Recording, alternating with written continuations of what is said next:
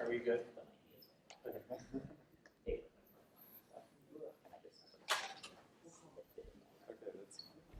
All right.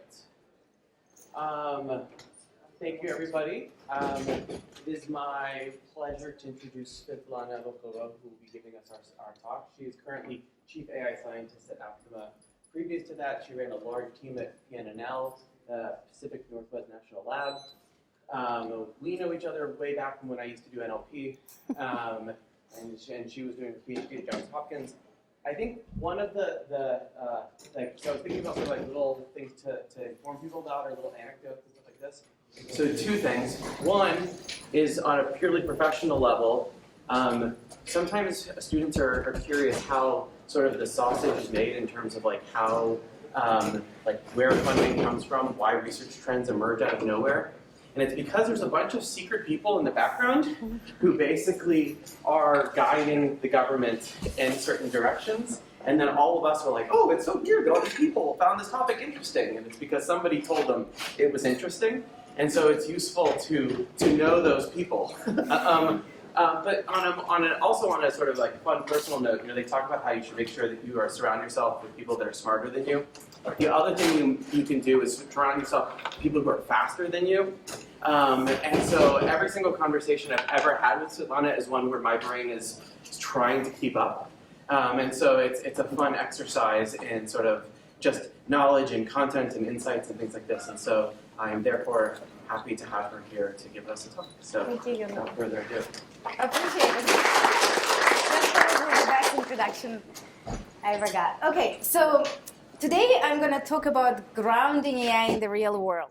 And I understand that grounding might mean totally different things for you. But what I meant here, right, we're talking about meaning here. How do we actually develop AI applications and AI systems that are used by the end users and they are useful and usable and support the mission, right? So let's talk about the mission. I'm going to tell you about two research trusts from my group, recent research trusts. One is dealing, hold on. Yes. So one is dealing with generative AI for scientific discovery. We started it 3 years ago, before ChatGPT went viral. And I will talk about a few application domains, chemistry, and then specifically molecular chemistry and multimodal models, and kind of set the ground of like the vision and what has to be done for autonomous science. So that's one thread. Another one is dealing with the information environment. So let's talk about what are the trends and threats in the information environments that we can attribute to generative AI, and how can we develop mitigation technology. And I will tell you about our recent project that we have been working on, which is very, very AI-driven. Also, I want to focus on the recent executive order and tell you a little bit about the research in trusted and responsible AI portfolio, and talk about safe and secure AI for the Department of Defense, and finally talk about intelligent agents. And that's one of the things that Jonathan inspired me. So I'm learning there. So I'm learning about embodied AI and kind of relating it to what we've done previously. Okay, so I know this is a well-versed crowd. I'm reusing a few slides when I talk to like more mission people, but I think personally that we live in these exciting times, and this like generative pre-trained transformers, they are changing the way that we develop systems, how we look at the systems, how we interact with the systems, and they're quite powerful. They're not perfect, right? But they're very powerful. And what I really like the talk by Yajin Choi. She gave a brilliant TED talk, and that states that it's not about scale. And I don't know whether you saw yesterday, there was an interview with Bill Gates released. I don't know, Jonathan, whether you're tracking, where was another insightful conversation. I really like this big minds talking about the evolution of AI, the implications of this evolution, and actually speaking in front of Congress about AI limitations or AI promises. Why we here, right? What did get us to be here? So first, large amounts of data. We learned how to learn from large amounts of data. Extreme scale compute, the architecture, right? Transformers, efficient architectures, which is again not perfect. And what I really think got us there is that in context learning, and this is just like a a summary, probably not the most recent one, like different LLMs and their like limitations and what they can take, right? So Claude, and I bet there is another one that is similar to Claude these days, right?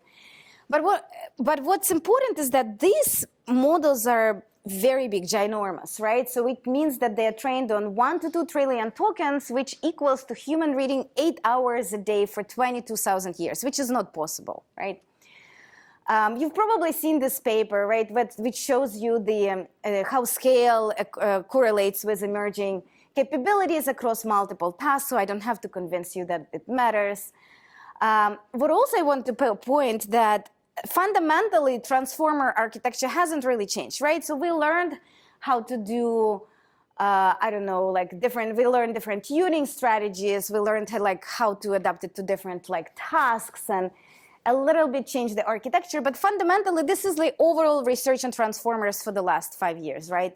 Since 2017. But the way that I tend to think about where we were 5 years ago was like deep learning that was fully supervised, and we talked about embeddings, we talked about representation learning, and every time we had to publish a paper, we developed a new architecture, right? And then, oh, this paper is important, and that paper, and this architecture. Then we moved into this era of pre-trained models where heavily relied on transfer learning, where we pre-trained and fine-tuned, but there was no architecture. And right now, I think we're in this era of in-context learning where we pre-trained and we prompt or we use RAG. And what's important that we do it in a few-shot setting, right? Like a zero-shot. And models are applied to new tasks out of the box more easily. We're getting good performance with like 0 or a few examples. And tasks are adapted to models rather than models are adapted to tasks. And what I really like is that there is this blurry line between model developers and model users, right? Anyone can develop a good prompt and leverage the model effectively.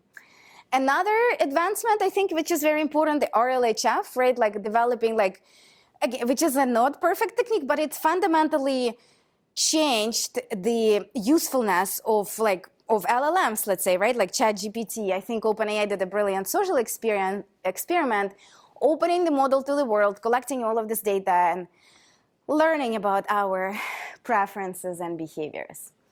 But let's see how we can apply all of this recent innovations to the science domain. Science domain is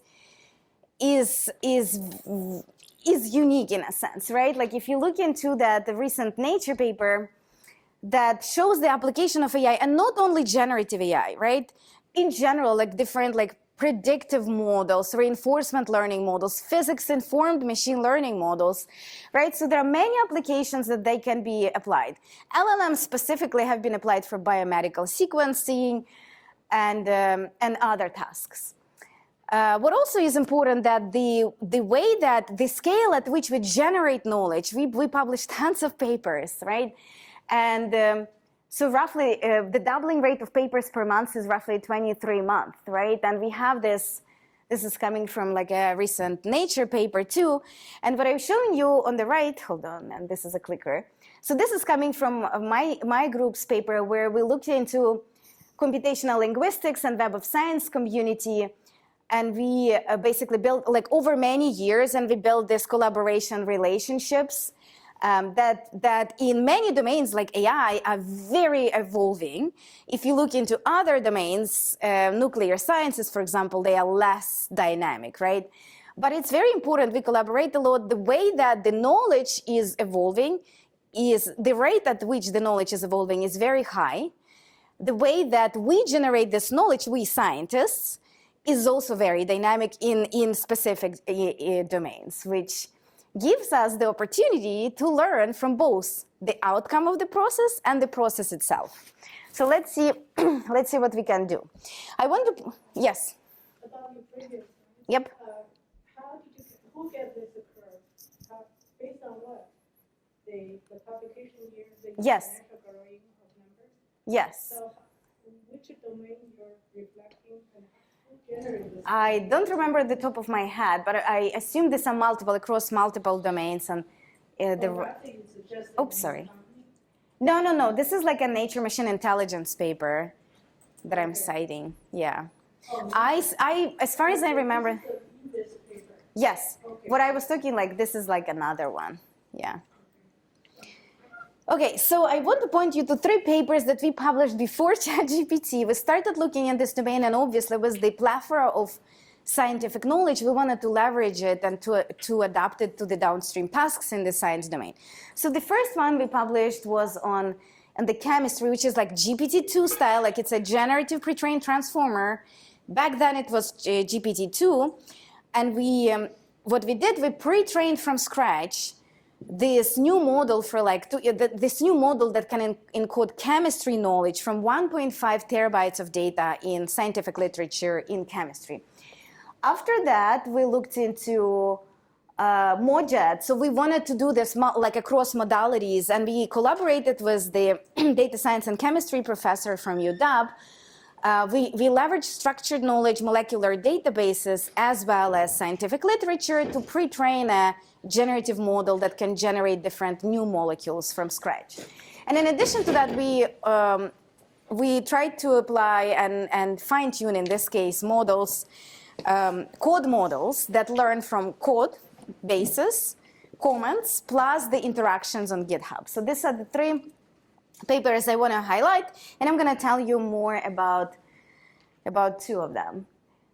The way that we look into learning from different type of knowledge encoded in scientific literature, you can think about different modalities. Knowledge can be encoded in the tabular format or textual format or figures, right? So we're talking about images.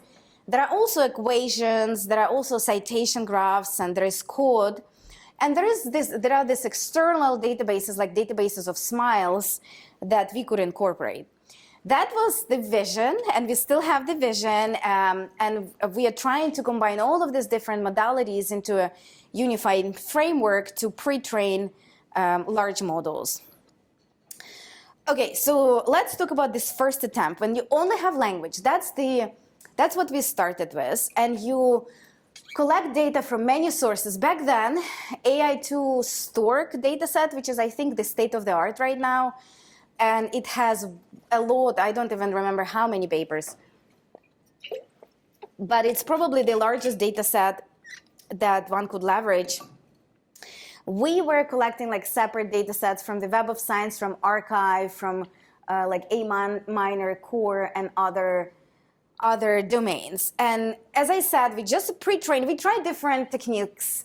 We tried to fine-tune. We tried to pre-train from scratch. So basically, as far as I remember, we spent 3 weeks on 27 A100 GPUs, parallelizing, doing 3D parallelization and pre-training this model from scratch. We trained multiple models, 7, I think 13, and 20 billion parameter models.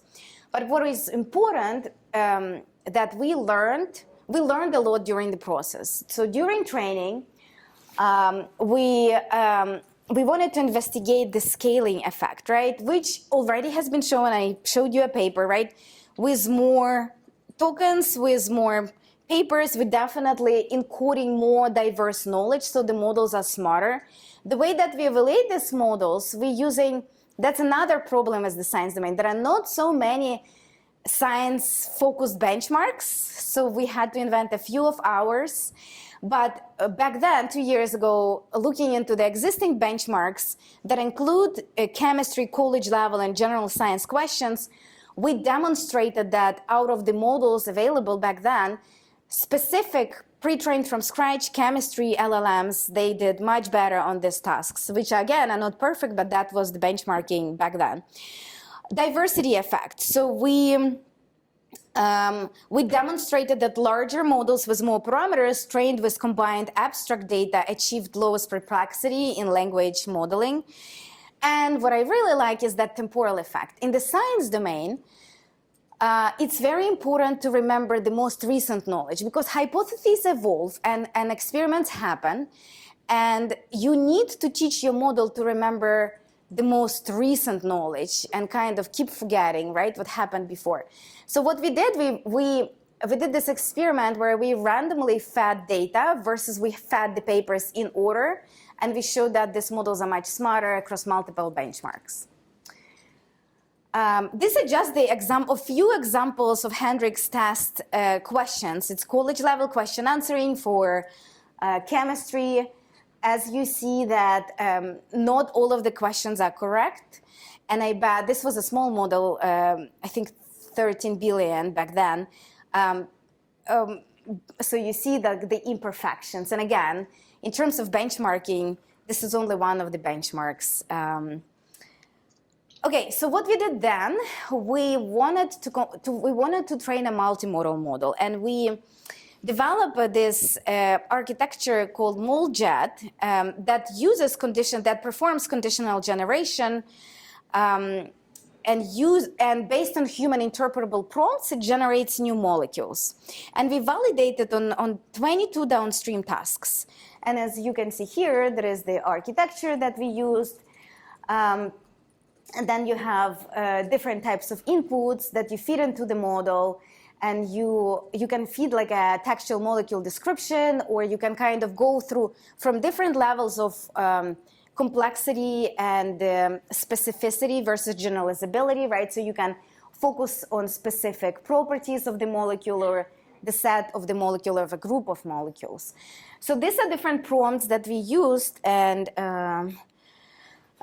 we also evaluated like different other architectures beyond like GPT-style models. So we like played with LSTM, and we evaluated it across multiple downstream tasks. We looked into the substructure versus like rediscovery versus similarity, and as you can see that when we add all context, right? When you look into the molecular representation and also like the natural language prompt, this model gives you the best results, which again is shown right now with RAG, with retrieval augmented generation. When you feed in your model unstructured data, right, that LLMs usually learn from, but also structured data, we see that model performance is significantly improved.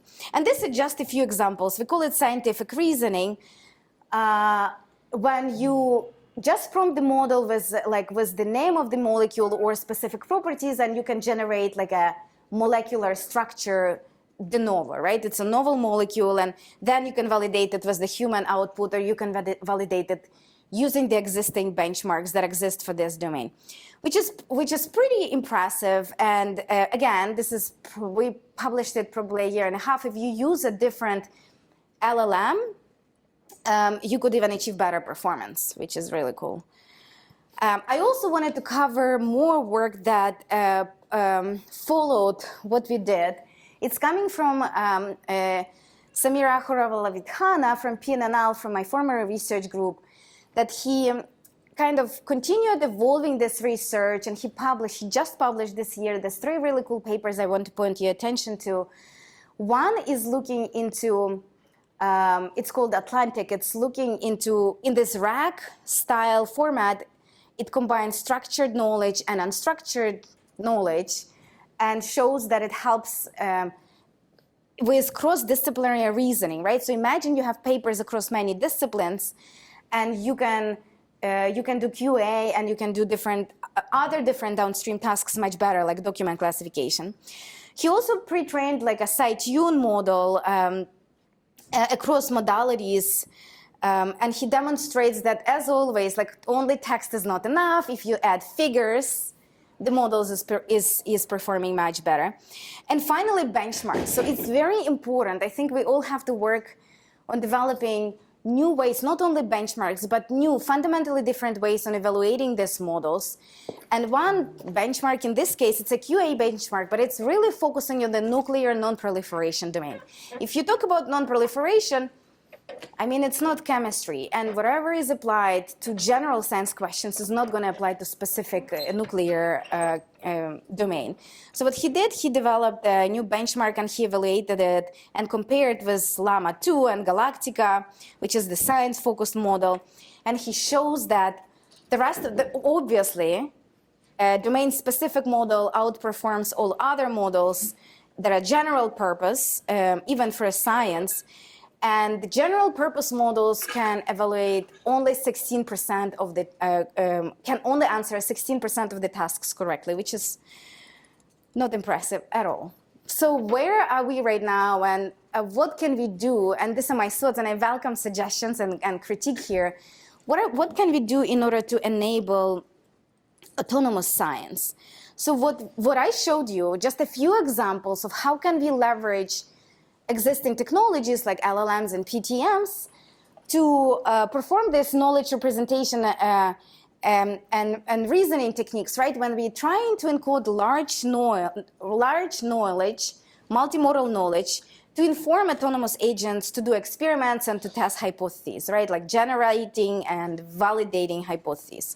We can also teach robots to read, understand, and generate scientific texts and interpret experimental results and procedures. But the problem with current LLMs, they have limited understanding of procedural knowledge, right? So they do have a lot of understanding of declarative knowledge. But when you talk about experiments, and especially, which is especially important in the science domain, you talk about experiment planning, right? And we want the plan to be feasible and executable. So, and we heard multiple times LLMs can't plan, right?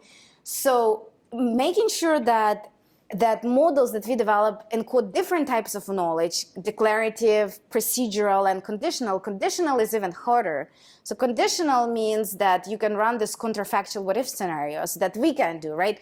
What if I do X? What would be the outcome, right? I don't think LLMs can reason about it nowadays.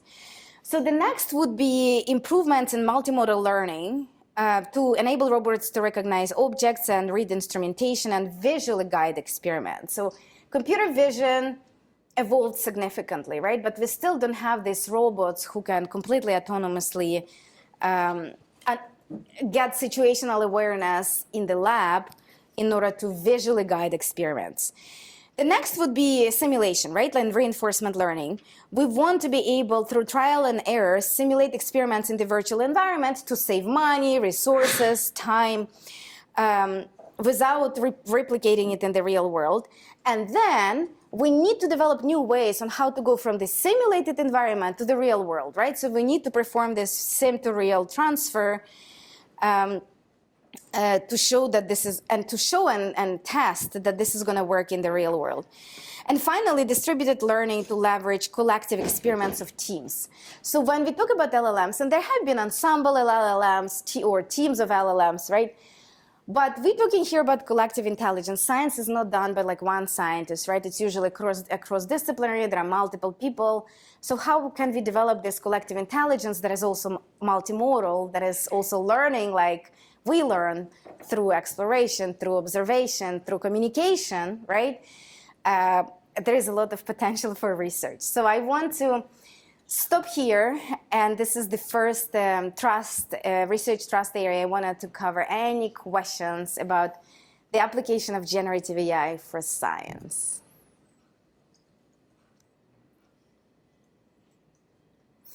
No, okay. Wait, well, then I can. So if I create a molecule, I don't understand the distance metric on the sort of label space here. So like it's been a long time since I've taken chemistry, but my big recollection was that like handedness was the difference between a chemical being poison versus not, right? Even though structurally it's otherwise basically identical. So is that accounted for in terms of the evaluation? Yeah. So one of the metrics is similarity. Again, I'm not a chemist, and I think I'm going the wrong way. Hold on. No, I have to go this way. One of the metrics. So similarity is one of them, right? So there is like rediscover. Oops. Oh my gosh, what am I doing? Okay. Similarity and substructure, and these are all classic metrics. So I don't know exactly what, I assume it's not cosine, but it could be cosine because we have this. So there are smiles, and I'm blanking what's the second one. So you can either read a string or you can read like a graph as in your input, right? And similarity is one of them. And so then, so the notion is, so I guess what I'm trying to figure out is whether or not we're thinking, so I could be very, very similar and I would get good scores here, but I would be wrong in a way that makes me poison. Exactly. That's why I think like you just have to have like multiple, and what we have like median here, right? Because you kind of have to hit all of the dimensions. You're exactly right. Yeah. Yes. a related question. So is this task on the target-based design? Do you want to design towards certain targets? Not this one specifically. So it was like run by a data science and chemistry student, right? So we didn't have any like downstream task in mind. What we used standard 22 benchmark tasks, right? Yeah, but there was, yeah. Exactly. So I suppose you have some target, which means if you have target, maybe similarity is not the right metric to measure. Rather, you want to measure the affinity to the target. I don't think we like, as far as I remember, we didn't develop like a specific task, we didn't develop a model to target a specific downstream task. Instead, we use the benchmark guacamole as the to use classic dimensions to evaluate and to use like classic downstream tasks, like any NLP benchmark, right? So, yeah, there was another one. Mm-hmm. I really like this work. I used to work outside of NLP, and I think it's a really cool space. One question that's always nagged me in this area is if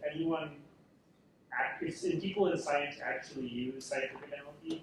I remember seeing a thread on Twitter like a year ago or so, where somebody was like, "Oh, does anyone know people actually using this stuff in like the real world, not just for writing papers, but for like doing scientific processes?" And it didn't seem like anyone knew of any actual requirement for this stuff. I'm just curious your thoughts on that and why that might be.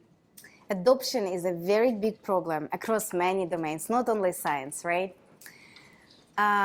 I read a science paper that came out a couple of weeks ago that did human studies. They ran an experiment where they tested GPT, I think, maybe GPT-4, and they've showed that the productivity improvement is 40%.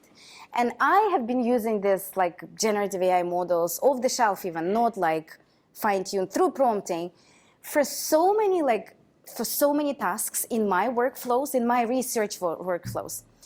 So I really hope that scientists, right, domain scientists, they will be leveraging more and more of these technologies. But it's our job as developers to make these models usable and useful by design, right? Which is very hard. You always have to start with the requirements, what they need. Instead of, we always want to develop and deploy like the best model, right? We want the most performing model. But it might not be applicable to their workflows, and it might not be applicable to their needs, right? So start always like, I am all for human-centric AI. You have to think about your user first. So I think it's, again, the answer to your question is agree. Not many of them are using it, but it's also like on us to make these models usable and useful. And I think it's coming. So more and more, I really hope, like the lit review, there are really cool startups that are doing like lit review for you and paper summarization. It saves tons of time, right? They're not going to replace your brain, but they have been very effective to augment your brain and save time. So we can spend more time with kids, for example. And there was another question. Yeah, I was wondering if this research factors in at all, like the utility of certain discoveries. So, right, like if experiments are relatively cheap to run, then but maybe tedious, then it makes sense to sort of almost like a quantity over quality approach, where you can just really knock out a lot of these kinds of empirical questions that you need to run experiments on, but you can do quickly and do like a very broad search. It might be very useful, but the other situation might be in certain domains, like kind of human ingenuity and sort of getting it right the first time might be more important. Like if you're designing particle colliders, then you're going to need to do that correctly the first time, in which case sort of the type of experiment you're doing could make the sort of automated science make a lot of sense, or it could not. And I was wondering if that factors at all. If I understand your question correctly, so I think it definitely matters. So I don't think there is AI that can replace like a scientist through the whole workflow. So remember with radiology, when was like the computer vision network, AlexNet, 2015? So Hinton said, oh, radiologist job will be replaced. Are they gone?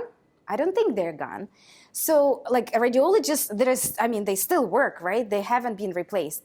So one of the reasons is that AI is good to automate certain aspects of the workflow, right? But which is also true, back to your question for the science, right? It's good for automating. We're not talking about autonomy here. We're talking about automation, certain aspects of the scientific process, right? Scientific discovery.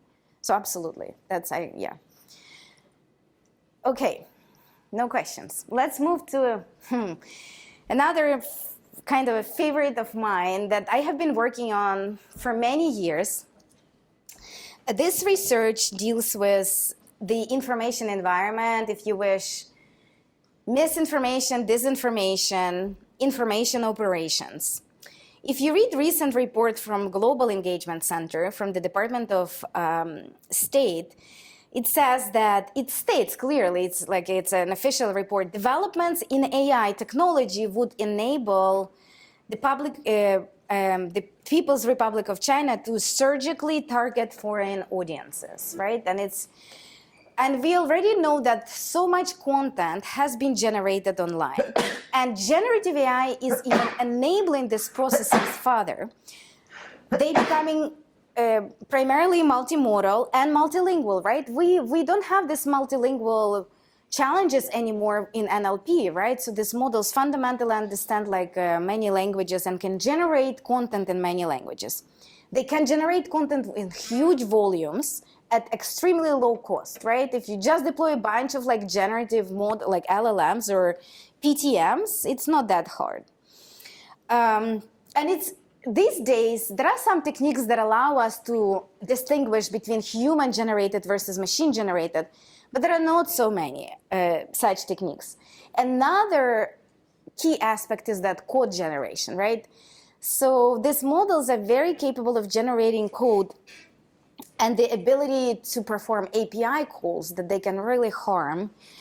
And what is also important, that they can specifically target vulnerable populations, right? If they understand the attitudes, opinions, and emotions of a specific population, that can appeal RLHF, right? RLHF learns our preferences, which is good, but sometimes it's bad, right? If it's used in the adversarial form.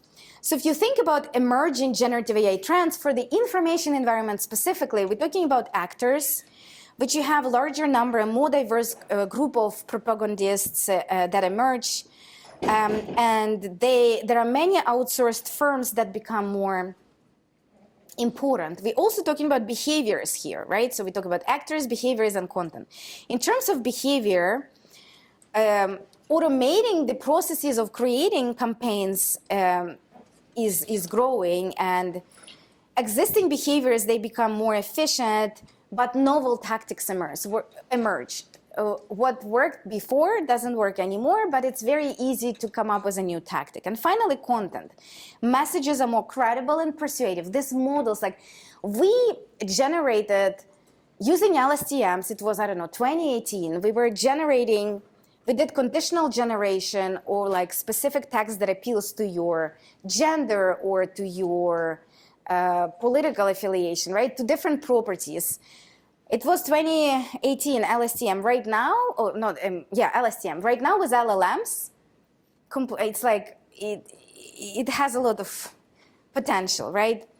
And that's why propaganda is less discoverable. This type of misleading content is difficult to discover.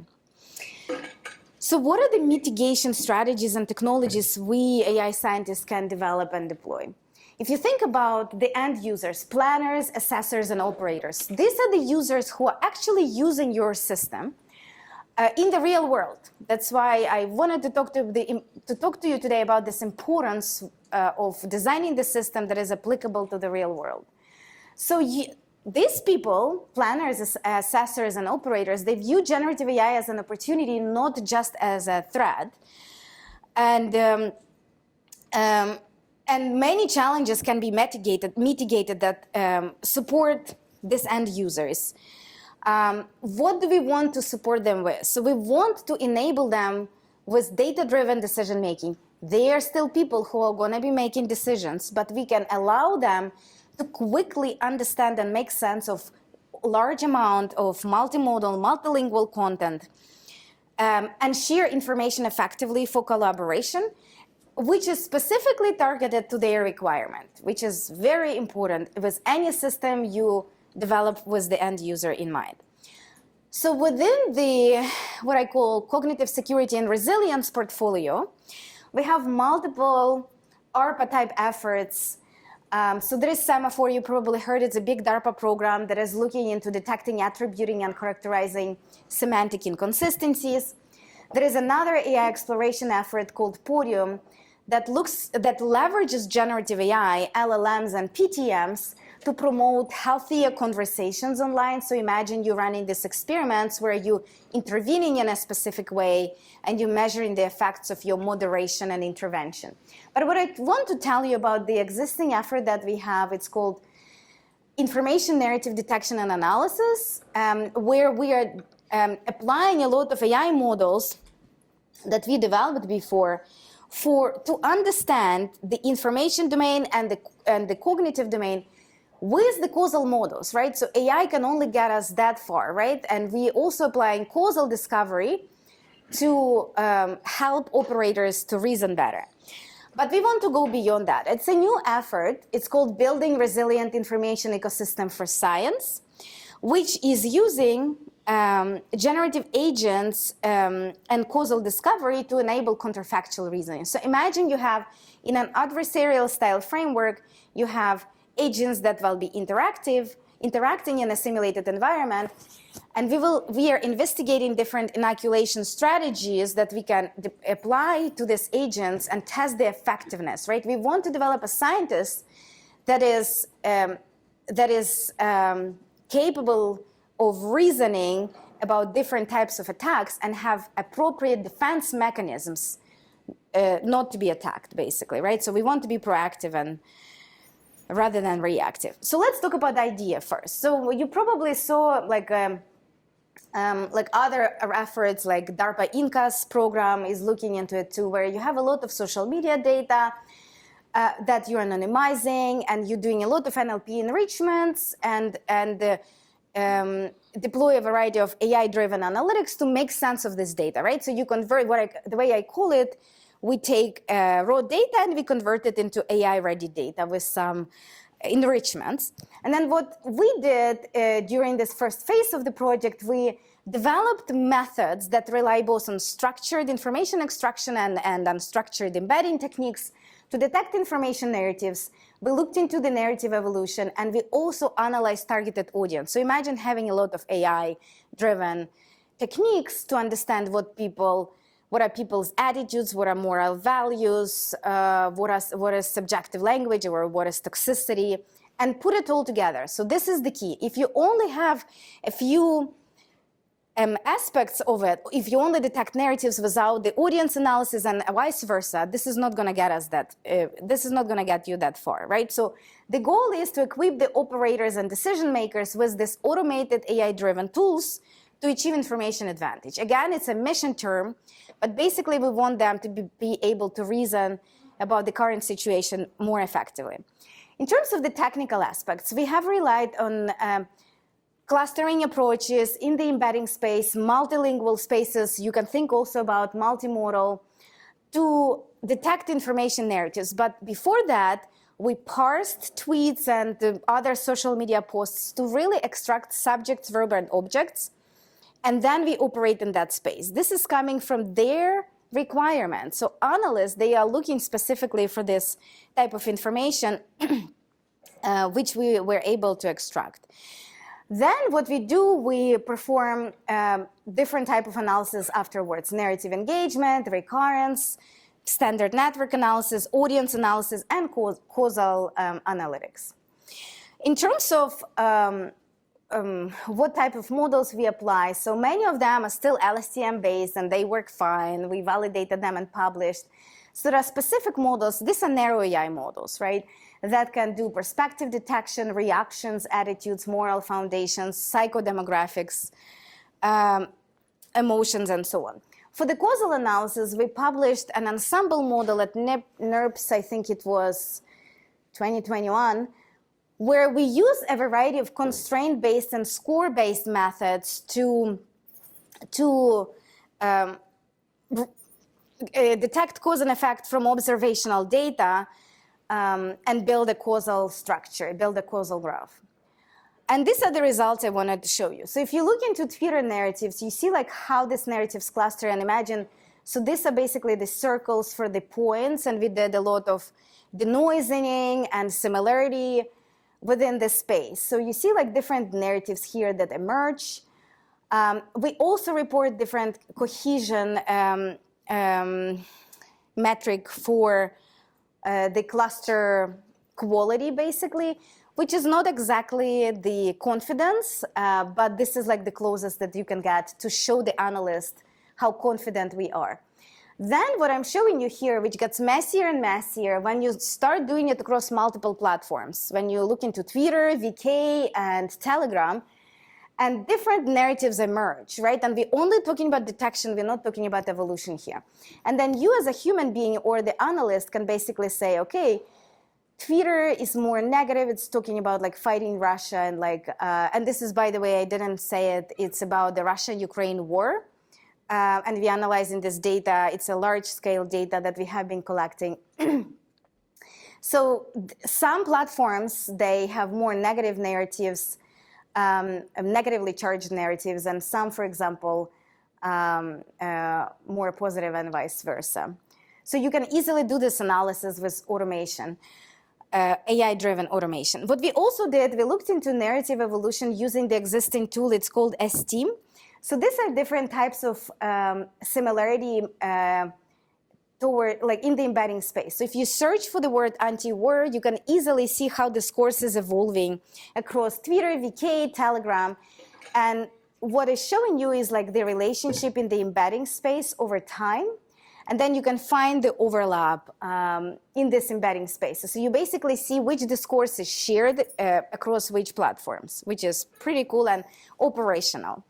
What we also did, we looked into the social network structure analysis over time. And what I'm showing you, if you tracking the news, there was this Bucha events where a lot of Ukrainians were killed. And if you look into the Telegram and how Telegram evolving, so this is right before it happened and this is after. What we're showing here, we're showing different Telegram channels and domains, basically other links like URLs that have been discussing this content, and you can see that it's definitely evolving and changing, and it's analyst's job to understand this evolution, right? So we can only present them with information that will speed up their decision making. And finally, a lot of analysis that is happening in the cognitive domain. So we can automatically, using AI methods that understand language, can predict moral values, and we compare here Twitter and VK.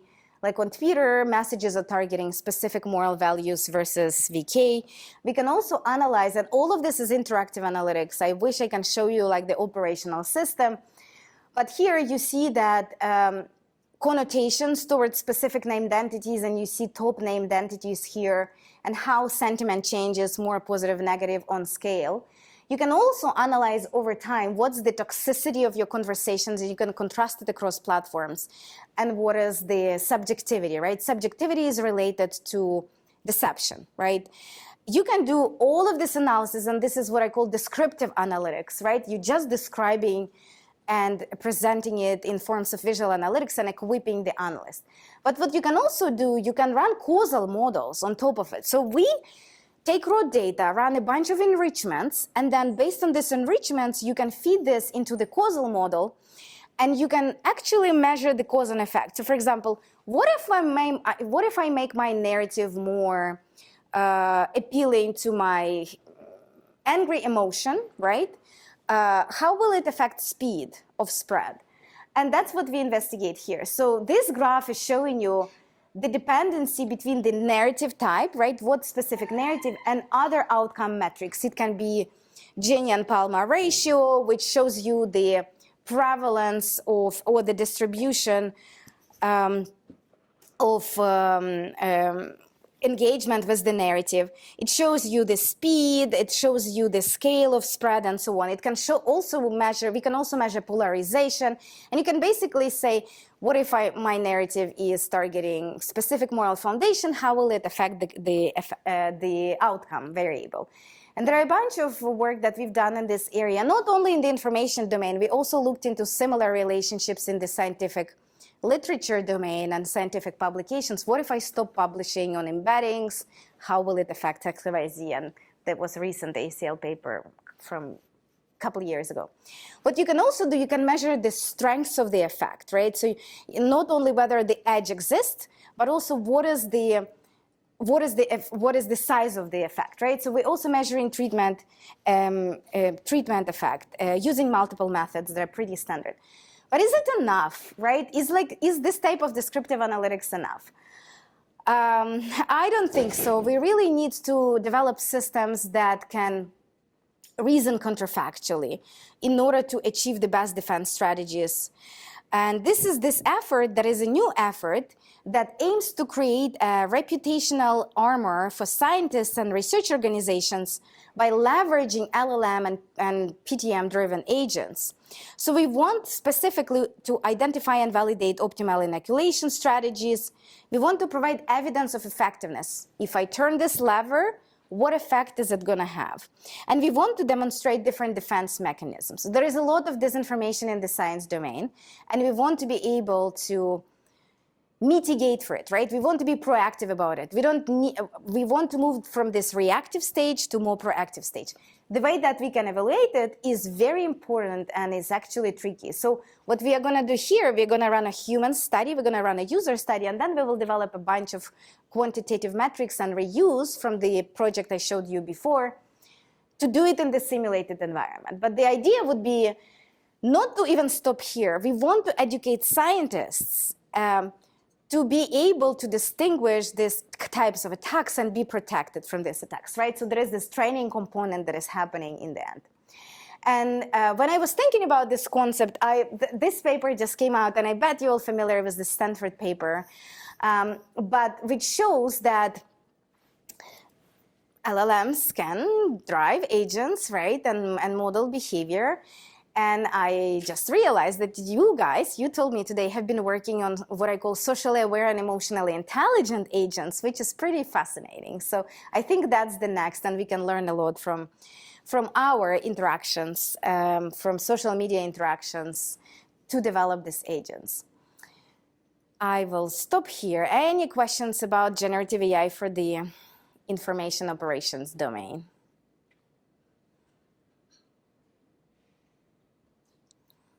Okay. So I'm curious basically how much this is more fragmented than it was 2 years ago in terms of the information landscape. So it may just be a completely false impression that Twitter doesn't have the same level of prominence that it used to. And so does that mean that basically the ability to actually figure out where the, I don't know, I guess sort of defense surface or whatever it changes? It definitely changed, and it also depends on the use case. So for the Russia-Ukraine, Telegram matters way more if you want to listen to the opinions of Ukrainians and Russians. They are rarely on Twitter. If you want to listen to the Western opinions, you go on Twitter. A lot is on VK, which is like pro-Russian completely, right? It depends on who you want to listen to. But in general, the way that these tasks are formulated for the DoD, it's usually, I want like all of the like platforms, right? Your ability to easily get this data. And we know like if we train this model on Twitter, it's not really like generalizable towards like other social platforms, which is a big problem. But with, I guess, LLMs, it's kind of blurring this line more and more. But still, it's not perfect. And I think that's why they are looking across multiple platforms. That's the goal. And then in the next phase, it's like more like many other platforms in addition to what we already showed. So the more the better, I guess. Any other questions? I don't know, I have been talking for almost an hour. I will wrap up. Okay, so I wanted to to pose this question here. Is the DoD really ready to adopt generative AI, which is not perfect, and we all know limitations because we are developing these models. And when I talk to my husband, who is he's like a domain scientist, he's a microbiologist, he's like, oh my gosh, so many breakthroughs, it's excellent, it's great. Yes, it is, but it's not perfect, right? And it's only applicable to certain tasks and domain. So is it really applicable to the tasks that the defense community has? And defense community started adopting these techniques, and they stood up a Lima task force to look into generative AI. But I also want to say that we don't have to be deceived that these models are there and they are perfect. There was this, I think it's Palantir, I don't know whether you saw this, but it basically shows how easily models that are multimodal can help the end user and guide in real time through the plan with the pictures on the fly from the cameras, which is pretty impressive. But I'm not sure whether we are there yet and whether the models that we're working with, multimodal models specifically, can do that. In order for us to be there, I think one very good fact that happened, I think 2 or 3 weeks ago, is that executive order on safe, secure, and trustworthy AI, which I think finally defines who is responsible to do what in what period of time. We still have tons to do because we don't have like the definitions of trustworthiness and reliable AI, and we as an AI community have been working on these definitions and trying to agree for years. But I really like what's the outcome of this executive order, because it talks about development and use, which are the key components, right? But I also want to add design here, because the way that we design systems, and if we can design this system responsibly, right? So safe and secure AI by design, that would be very impressive.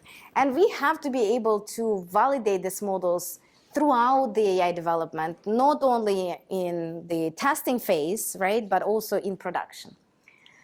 I don't know whether you're familiar with the NIST AI risk management framework, but it defines different dimensions beyond accuracy that, again, AI researchers have been tracking for years. But we still have, when I say safe to DHS versus DoD, it means different things. It depends on the end user, it depends on the application.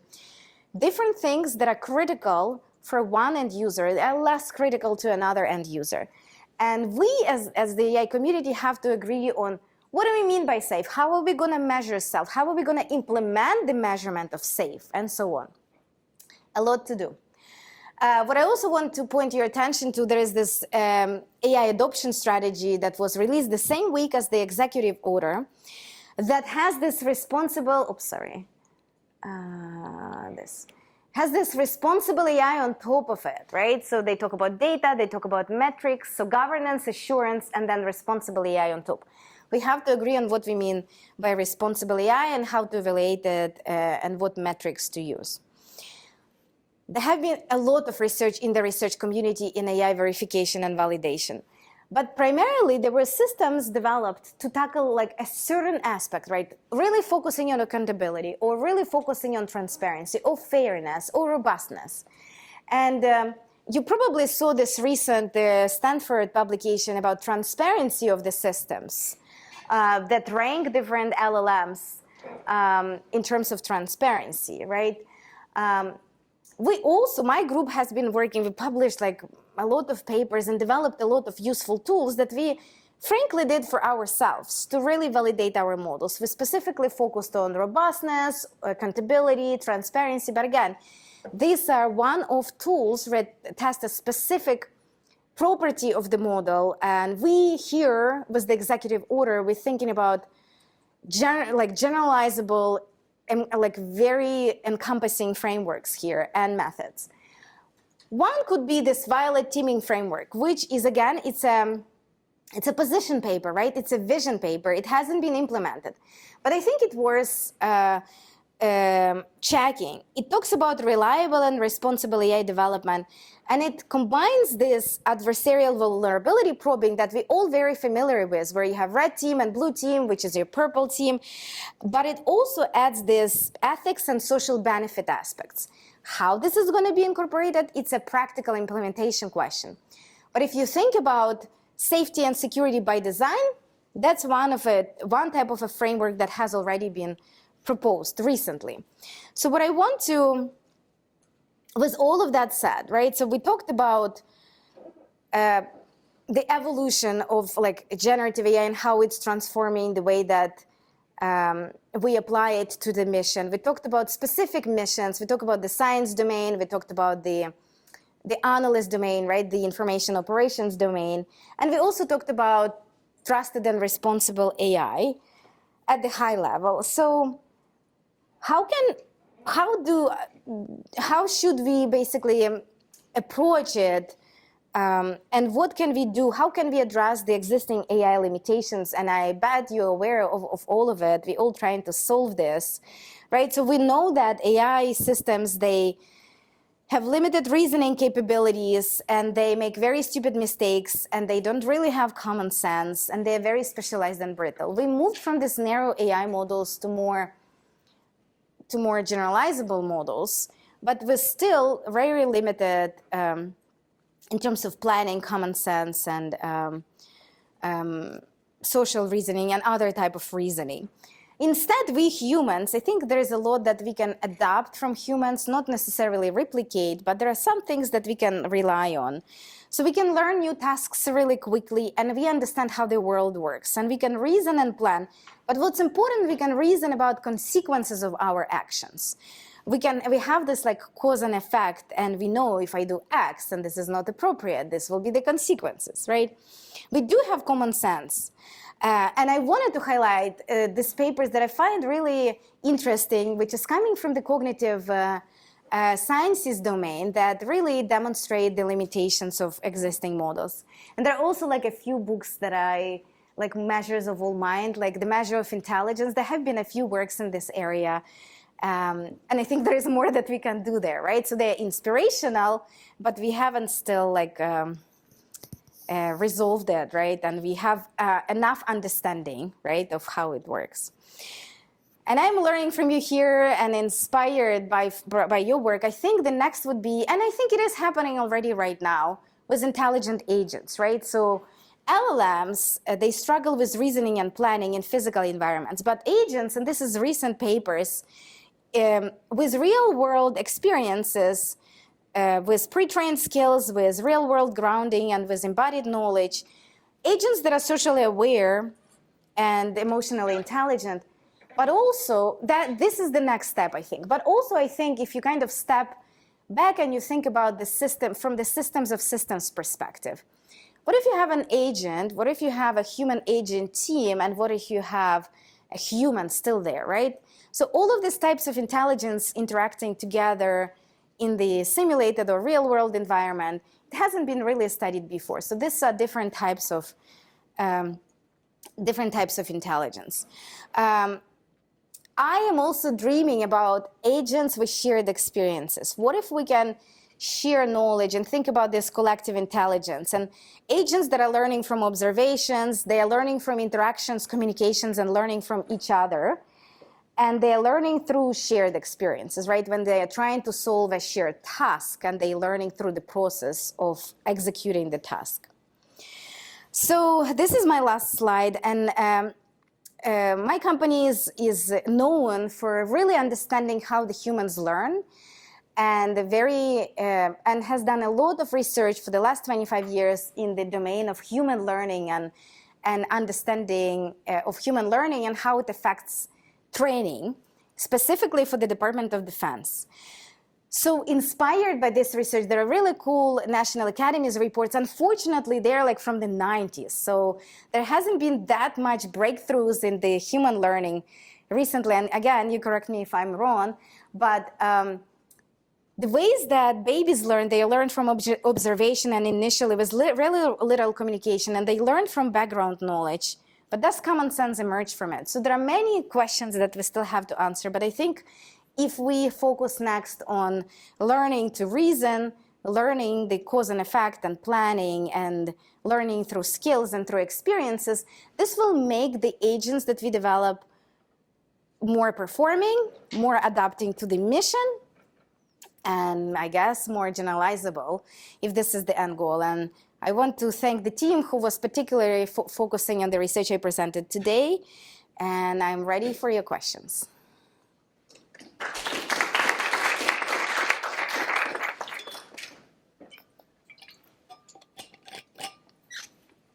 No questions. I guess I have a question about the last slide. I think the trying to learn as students do is really interesting, but I guess I've been more and more persuaded recently that LLMs, just with inference time algorithms, access to external memory, maybe a little bit of fine tuning on specific tasks, actually can get us to the kind of generalizable level of performance that we like. Are you suspicious of that? Not at all. So I didn't mean to sound like I think we should learn the same way that machine should learn the same way as humans. Absolutely not. I think we're very complementary. Humans are good with specific things, machines are good with other things. We're very complementary. And this is first. Second, we don't fully still understand how humans learn, and humans learn differently. But adapting certain techniques like even this multimodal, right? We don't learn by reading thousands of web pages, right? That's not how we learn. We learn through communication, through interaction, from experiences like reinforcement, positive, negative. Being inspired by multimodal learning, that's what I meant, right? So this type of augmentation that can happen from humans to machines. And there was another question. You were talking a little bit about the systems not being perfect and being applied to the different settings and stuff. I was curious from your experience, have you seen the threshold of what perfect is vary across, let's say, the communities or the research communities that are building that system versus, let's say, people at DoD versus other policymakers and stuff? Because I imagine since we are in the research community that is building these systems, we are probably hyper aware about the flaws, which is good. We should be aware of them. Yeah. More people should be aware of them. But I'm just curious as to what the third-person perspective on this, good or perfect systems. Really depends on your end user. Really depends on the task that you are trying to solve using, let's say, AI, some kind of automation. DARPA programs, for example, they do have program metrics, and they say, oh, by year X, we're going to achieve 80% accuracy, whatever, right? Which is, again, not perfect. And what's also important that this number can be changing because the industry has also been working in that task, right? And they already achieved 85, and you set up your program objective to 80, right? So these things are changing. They are very difficult to define. As you mentioned, it's very difficult to even define and find the ground truths, right? What is the ground truth? But again, for some domains, it's easier, and you can leverage quantitative metrics. But the way that I usually tend to think about evaluation, specifically for these types of customers, quantitative is not enough. Converting the performance of your system into that, you can call it subjective, very narrow metric space, right? So you're converting this huge model behavior, right? So think about model behavior into this metric space. It gives you that some kind of understanding, but I think it should be combined with qualitative, right? Quantitative and qualitative evaluation, especially in production, because what we tend to do as a research community, we just develop a model, publish a paper, right? But then users start adapting it and applying it to different data and different setting, right? And if the model is not documented, if there is no model card, it's a disaster because you're completely misusing it. But then when it comes to the end user, the actual, Department of Defense, let's say, it's even worse because the data sets change, everything, the requirements, right? The tasks that the models are being applied, this is very hard to evaluate it in product. That's why we have the executive order, and hopefully as a community, I saw recently more and more startups in AI T&E emerge, which I think is promising because we have been just talking a lot about benchmarks are not ready. We develop something that we can't really evaluate. But do we do something to enhance our understanding and make it more informed? Hopefully we do. So let's do it together. Yes. This is about the executive order. Do you think that I guess, do you think that the development restrictions on models of different sizes, is that like explicit regulatory capture, or do you think that there's like other motivations or other like ways of looking at that aren't just like preventing open source from, like, or at least that's the allegation, is that it's capture that's defending like proprietary technologies from open source competitors. Okay, so I haven't been developing the executive order. I didn't have any input, but speaking from like my interactions with the defense community over years, usually to this kind of policy, to this level of policy, many things contribute, right?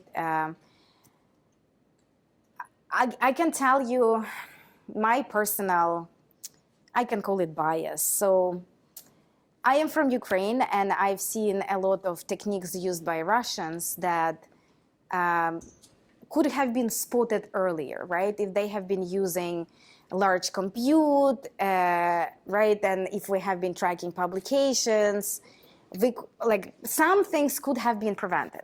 So I, as a biased person, would like to think that these regulations are intended to catch up adversaries, right? To make sure that I don't think it's like trying to stop the innovation, right? Because a lot of innovation in this domain specifically have been driven by commercial companies, right? Like we all know that. I don't think it's intended to stop innovation. I think it's intended to better regulate the space, the general space that is mixed, right? Commercial, US-based versus adversaries. I don't know, that's again my biased opinion. Yeah. Yes. So in your vision for an interactive agent-based environment where agents are interacting with each other and learning from experience, what implication do you think that can have from a risk and safety perspective?